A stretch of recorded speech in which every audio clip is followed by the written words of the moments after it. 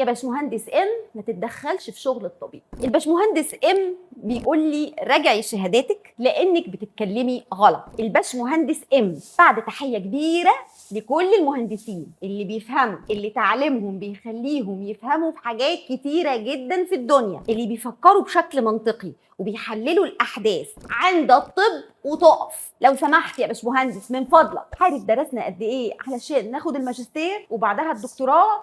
عارف بنشوف كام حاله؟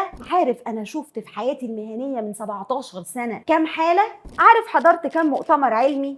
مش بس حضرت وكمان نظمت. عارف درست تحت ايد كام استاذ جامعي؟ عارف النقاش العلمي اللي بيحصل لحد ما بنوصل للافضل للحالات؟ مش معقول يا باشمهندس. على فكره انا بابايا باشمهندس واخويا باشمهندس وبحترم المهندسين وما بتدخلش في شغلهم وما بدعيش اني بفهم فيه نهائي، برغم اني شاطره وبفهم في حاجات كتير. بعد اذنك يا باشمهندس ما تتدخلش في شغل الطبيب، نحترم التخصص. وبمناسبة مراجعة شهاداتي، أنا حاصلة على ماجستير الصحة العامة من كلية طب جامعة اسكندرية، وبعدها دكتوراه الصحة العامة والتغذية العلاجية من المعهد العالي للصحة العامة من جامعة الإسكندرية، وبعدها الدبلومة الأوروبية لتغذية المستشفيات. ده غير إني أصلاً استشاري جودة رعاية صحية واستشاري سلامة مرضى. يا باشمهندس إحنا بنفضل طول عمرنا بنذاكر بناكل الكتب كده، لان في الاخر بنتحاسب على كل كلمه بنقولها للمريض. احنا عندنا اخلاقيات مهنه على فكره. يا باشمهندس ام